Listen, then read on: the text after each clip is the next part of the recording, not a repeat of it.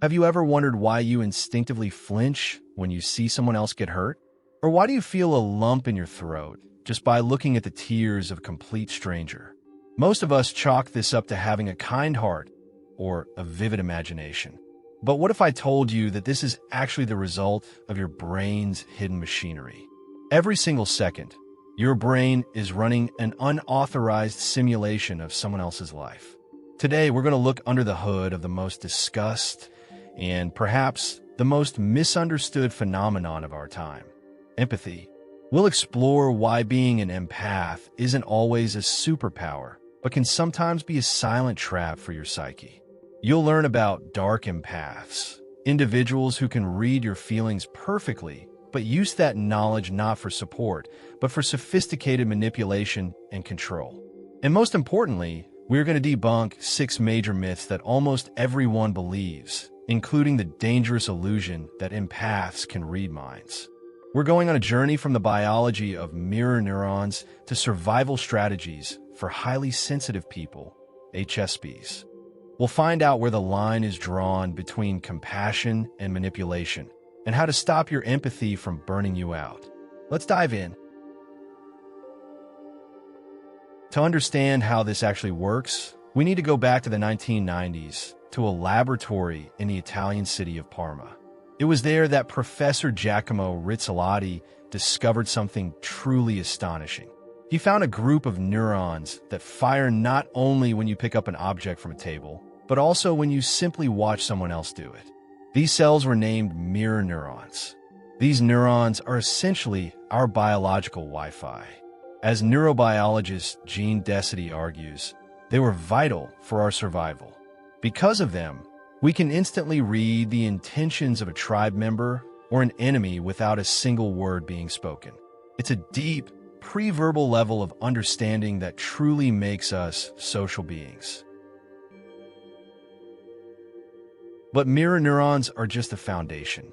To understand why one person rushes to help while another simply analyzes the situation with detachment, we need to break empathy down into its core components. Psychology identifies 3 distinct dimensions of this mechanism. The first dimension is cognitive empathy. This is pure intellect. It's your brain's ability to put yourself in someone else's shoes and understand their perspective or mental state. You don't necessarily feel what they feel. You simply know what they are going through. Think of it as looking at a map of someone else's inner world without actually stepping onto their territory. The second dimension is emotional or affective empathy. This is where those mirror neurons fire at full throttle. You physically resonate with someone else's pain or joy. If cognitive empathy is the map, then emotional empathy is when you find yourself right in the epicenter of someone else's storm. Finally, the third dimension is compassionate empathy, or simply compassion. This is when you don't just understand and feel, but you actually experience an impulse to help. It is the bridge between your internal world and real-world action. Because empathy is such a multi-layered cocktail of logic and emotion, it has become surrounded by a massive amount of misconceptions. In modern culture, this concept has been so romanticized and oversimplified that we've lost sight of the actual science behind it. To truly understand how this mechanism affects your life and where it can become dangerous, we need to separate popular fiction from the facts. Let's break down the 6 most persistent myths that most of us believe and see what's really hiding behind them. Myth 1: the mind-reading illusion. Empaths are often portrayed as psychics who know exactly what you're thinking. But science tells a different story. Empathy gives us the emotional tone, but not the text. You might sense that your partner came home in a state of rage. That's your mirror neurons at work. But here lies the trap. If you don't ask directly, your brain starts to construct its own reality. They are mad at me. When in reality, they just got cut off in traffic. Without cognitive verification, empathy turns into a projection of your own fears. We don't read minds. We simply resonate with someone else's tension. Myth 2: the fixed trait myth. Many people think empathy is like eye color. You either have it or you don't. However, neuroscientists like Richard Davidson have proven that empathy is a learned skill. Yes, some people's antennas are naturally tuned to be more sensitive, but the ability to understand others is a cognitive muscle. In one study, participants who simply read high-quality literary fiction showed an increase in their empathy scores. We can train our brains to recognize the nuances of other states just as we learn a foreign language. Myth 3. The altruism fallacy. This is where we often confuse feeling with action. Empathy is just incoming information. You might physically feel the pain of a person on the street, but that feeling can be so overwhelming or unpleasant that your brain's response is actually to just walk faster. This was confirmed by the famous Princeton University experiment known as the Good Samaritan. Divinity students who had just been studying the parable of helping those in need literally stepped over a person in distress if they were in a rush to get to a lecture. Having empathy doesn't automatically mean you have a moral compass or the time to help. Empathy alone doesn't make us saints. Myth 4. The movie crier. I cry at every sad video, so I must be a great empath. Actually, that's a myth. Psychologists distinguish between empathy and emotional reactivity. If you're sobbing over a heartbreaking drama, your brain might simply be resonating with your own suppressed pain or loneliness. It doesn't necessarily mean you understand the character. It means the story hit a raw nerve from your own life. True empathy is when you can understand the state of someone who is nothing like you and whose problems are completely foreign to your own experience. Myth 5. The human polygraph.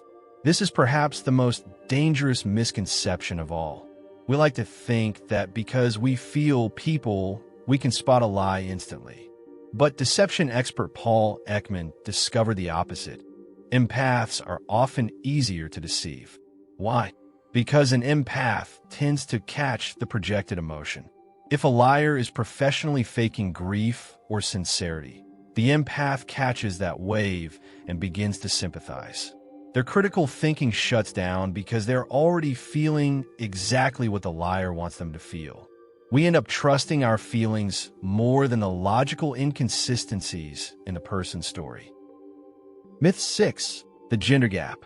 The myth that women are naturally far more empathetic than men is consistently debunked by fMRI data.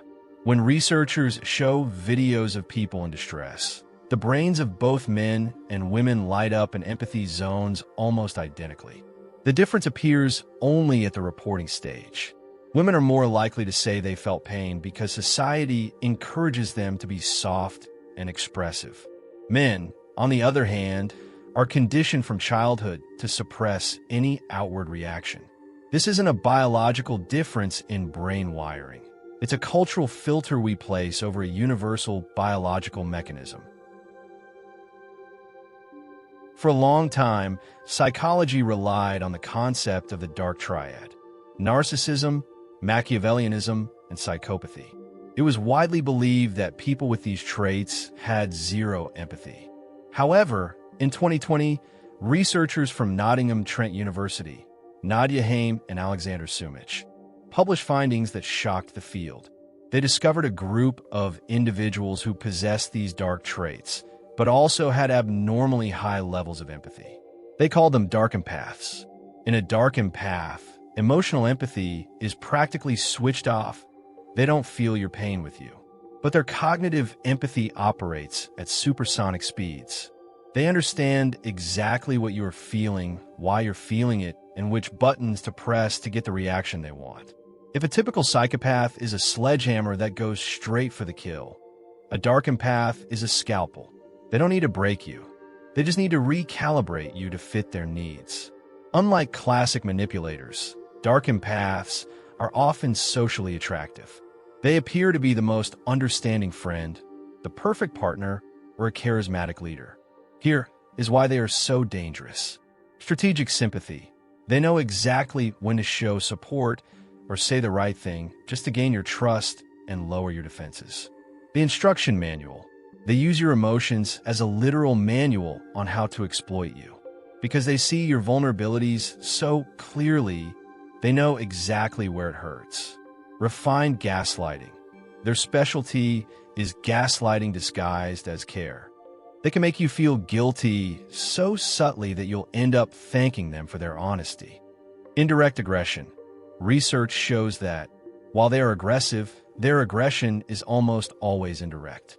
We're talking about spreading rumors, social exclusion, or sophisticated psychological abuse that leaves no visible bruises. But what happens to those whose empathy operates for the sake of good, but without any boundaries? This brings us to the flip side of the coin, compassion fatigue. The term, coined by Charles Figley, describes a state of secondary traumatization. This is exactly what doctors, nurses, and psychotherapists face every day. When your antenna is tuned to receive pain 24/7, your brain begins to perceive someone else's suffering as a real physical threat to your own body. Your cortisol levels skyrocket and emotional numbness sets in. The psyche simply blows a fuse to prevent total burnout. This is why the most empathetic people often end up with profound exhaustion or sudden cynicism. It's not a lack of feeling, it's a sensory overload. We've seen how empathy can be turned into a weapon by others and how it can destroy us from within if we don't know how to manage it. But is there a way to keep your ability to feel the world without becoming a victim of manipulators or burning out at work? The answer lies in moving from being a passive recipient of emotions to an empowered observer. Let's break down a practical toolkit for those often called HSPs, highly sensitive people. A set of strategies to help you turn your sensitivity into your greatest strength. Empathy versus compassion. The first and most vital piece of advice: learn to switch from empathy to compassion. Research by neuroscientist Tanya Singer has shown that these are two entirely different processes in the brain. Empathy is when you resonate with someone's pain, which activates your brain stress centers. Compassion, on the other hand, is when you acknowledge the pain but focus on feelings of care and the desire to help. This actually activates your brain's reward centers. Instead of drowning with someone, imagine you are reaching out a hand while standing firmly on the shore. This shift preserves your energy. The glass wall technique. If you feel that someone else's emotions are starting to flood you, use this visualization. Imagine a transparent glass wall between you and the other person. You can see everything, you understand everything, using your cognitive empathy. But their emotional charge cannot pass through the glass and settle in your body. You remain an observer, not a sponge. Grounding and emotional hygiene. For highly sensitive people, HSPs, decompression is non-negotiable. If you've had a day full of other people's emotions, your brain needs physical proof that it is safe. Grounding is an effective way to achieve this.